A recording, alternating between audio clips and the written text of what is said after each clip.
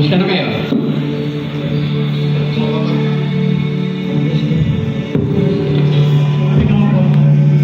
Ayun po, kumusta po kayo? Okay naman. Kamusta yung ating kabuhayan? Mabuti po Ama. Sa katunayan po ngayon po ang nangali namin po sa paruntang ito. Papunta po ako ngayon sa bukid para palasuhan ang pagkain ng mga tulog po natin. Okay lang ito ang aking pag-aaral. Sa katunayan po, dyan ang aking mga kaibigan sa labas. Ama, alis na rin po ako at hinahintay na po ako sa bukid. Sige anak, mag-iingat ka. Paano po, Ama? Nauna na rin po ako. Punta ko po ba mga kaibigan ko? Sige anak, Salamat po, Ama. mag-iingat kayo.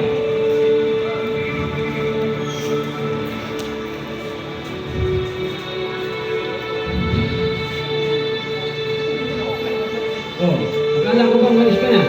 Ama. Ganito po kasi, may gusto po sana kasi akong ipagkaloob niyo sa akin. Ano yun? Ama. Bigyan niyo na po sa akin ang aking mamanahin. Bakit? Anong plano mo? Gusto ko pong mamuhay ng sarili ko. Gusto ko magpakasaya kasama ang aking mga kaibigan. Gusto ko po amang maranasan yung saya na hindi ko natagpuan dito sa ating tahanan. Inisip ko ba talaga ang plano mo yan? Opo, Ama. Sipaw na po, Ma. Pati mga kaibigan ko, yun din ang sinabi nila sa akin. Alam mo anak, masakit man sa akin, nagawin ko ang hinihiling mo. Balit, gagawin ko na lang upang ikaw ay masaya. Salamat po, Ma. Dali lamang, ibibigay ko sa iyo ang hinihiling. Okay po, Ma.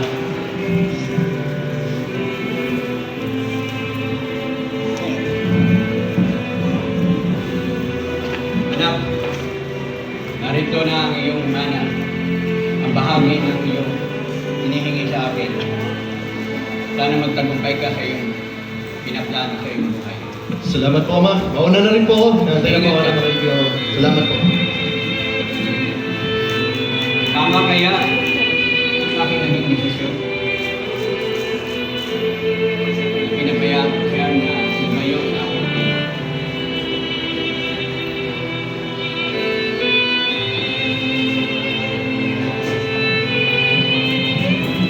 Ang puso na lang ay lumisan.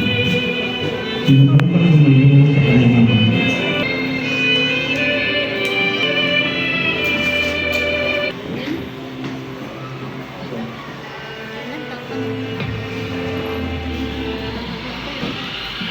Oh! Hindi kayo rito! Pumarito kayo! Alam, ginawa tayo. Oh, gusto mo? Sige! Hoy, sinuwi pa rito. Ikaw dyan! Ikaw dyan sa labas! Sama ka rito sa amin. Oh, sige. Doon na kayo ng gusto nyo. Oh, oh, tara. Tara. Woo! Oh, tara ka dyan. Sige lang, ikaw. Bili ka pa doon. Oh. Bili ka pa. Tumawag ka pa nga sa mga kasama natin. Bili ka pa ng mga ano. Oh, okay. Tito Bird, gano'n. Sige lang. Isa pa. O, tara. Hindi tayo. O, meron pa ba kayo dyan?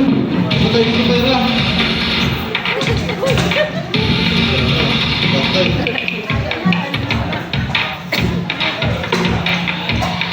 Wala na sila. Meron pa tayo. Wala na.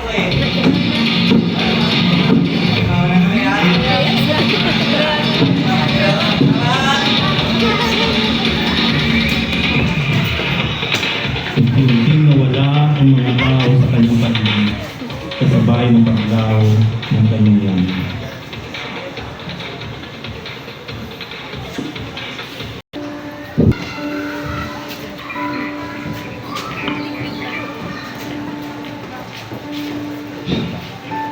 Sa amin, kahit ang mga utusan ng aking ama, may sapat na pagkain. Pero ako dito, halos kainin ko na ang pagkain ng baboy at mamatay sa gutom. Ano bang nangyari sa akin? Ganda ng mga nangyay. Linustay ko ang yaman na binigay sa akin ng aking ama at sa mga walang kabuluhang bagay. Iniwan ko ang tahanan kung saan ako minahal inalagaan. Ngayon, wala nang natitira ni dignidad o unting pag-asa.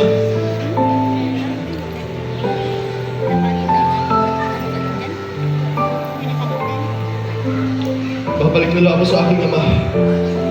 At sasabihin ko, Ama, kasala ako sa Diyos at sa inyo. Hindi na ako dapat tuwagin na isa pa inyong anak. Pero kung inyong mamarapatin, gawin nyo na lang po akong isa sa inyong mga katulong sapagkat mas maayos pa ang kanilang kalagayan kaysa sa kalagayan ko ngayon.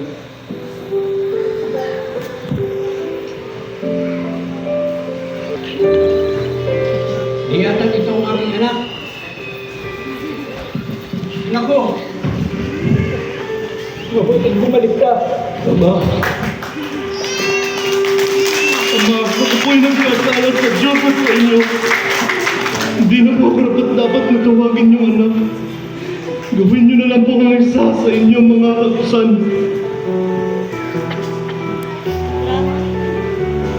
Hindi mangyayari ang isip mo, anak. Madali! Bigyan siya ng magandang damit at bihisan. Susunod sa kanya ang sinyang suksik. At bigyan siya ng kanyang payapak. Sapagkat ang aking anak na ito ay namatay. At muling nabuhay. Nawala. At muling natagpuan. Hulihin ng isang pinatabang guyan. Katayin at tayo ay magsasaya. Dahil sa pagbabalik ng aking anak.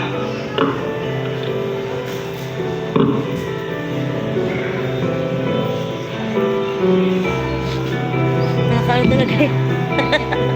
Tayo na. At tayo ay magsasaya. Magkaroon ng kasiyahan sa tahanan ng Ama at ng Puso.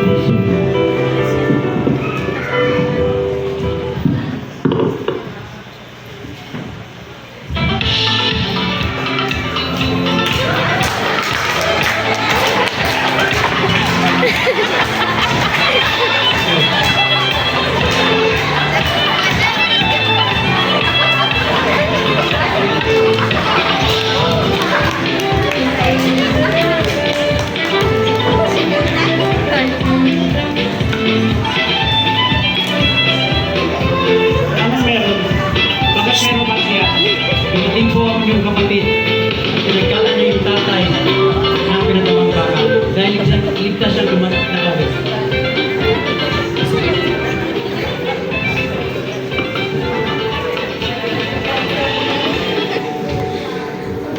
O anak, anong ginagawa mo dito sa labas? Bakit hindi ka pumasok? Ano po ito, Ama? Hindi ko maintindihan. Matagal ko kayong pinagsilbihan. Naglingkod ako sa inyo ng tapat. Pero kahit minsan, hindi niyo man ako binigyan ng kahit maliit na kambing para magkasiyahan kami ng aking mga kaibigan. Pero ito, yung anak niyo na nagwaldas ng yaman niyo, ipinagkatay niyo parang yung pinakamatawang luya. Anak, laging kitang kasama. Ang kayamanan ko'y kayamanan mo rin. Nararapat lamang na tayo magsaya. Dahil ang kapatid mo ito ay namatay, ngunit muling nabuhay. At ito ay nawala, at ito'y ating natagpuan. Kaya nararapat lamang na tayo ay magdiwa.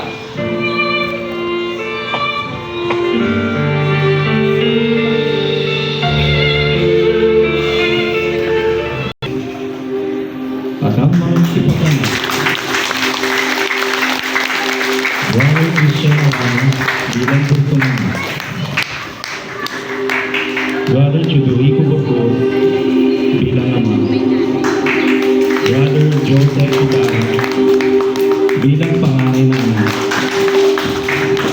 Brother Ferdy Hernandez, Brother Joseph Bungarin, Brother BNB Calag, Brother Tom, Brother Melvin, Brother Bong. Bong.